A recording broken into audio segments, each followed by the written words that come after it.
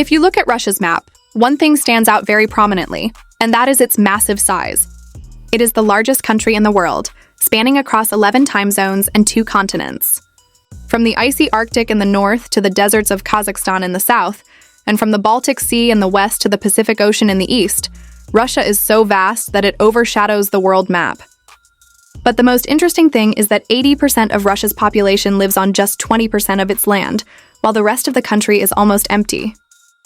But why is that so? Why does such a powerful nation have so much uninhabited land?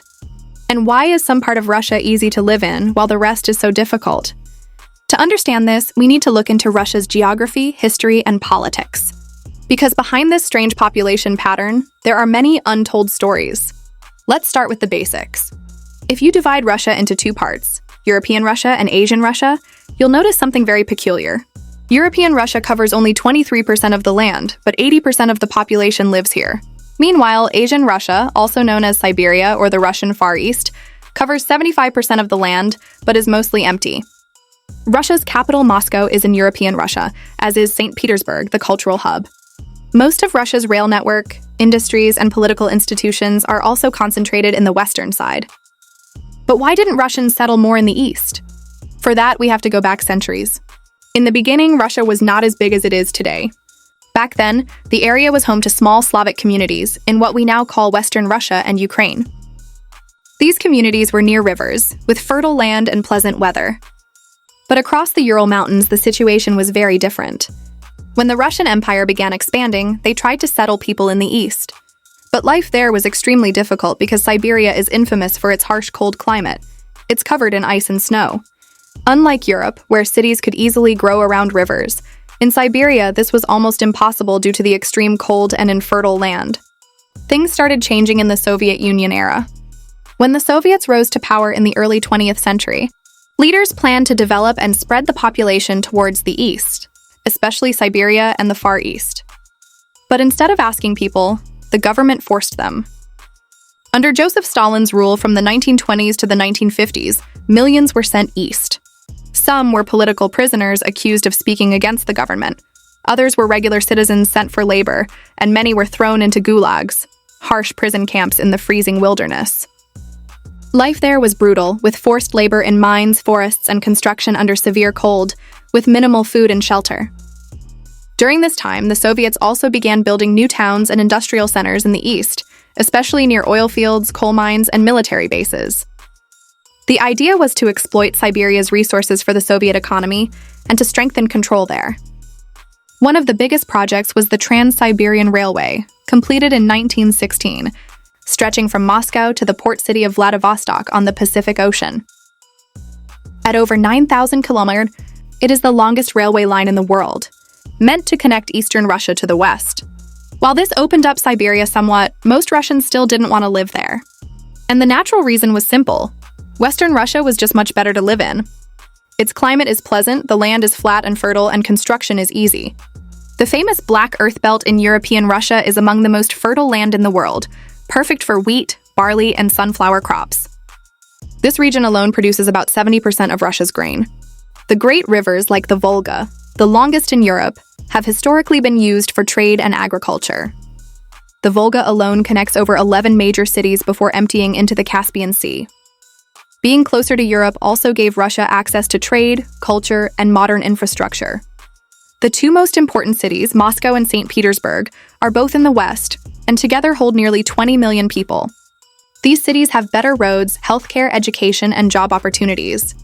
Most major businesses and government institutions are also here, attracting professionals and students. Even during Soviet times, Western Russia was preferred. Investments went to Moscow and St. Petersburg, where the elite lived. To this day, Moscow's average salary is nearly double the national average.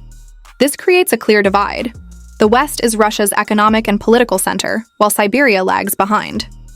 Eastern Russia remains tough to live in. Siberia is infamous for its brutal climate.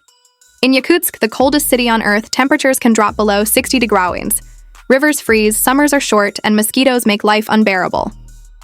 Towns are far apart, separated by forests, mountains, and frozen land. Infrastructure is scarce, agriculture is minimal.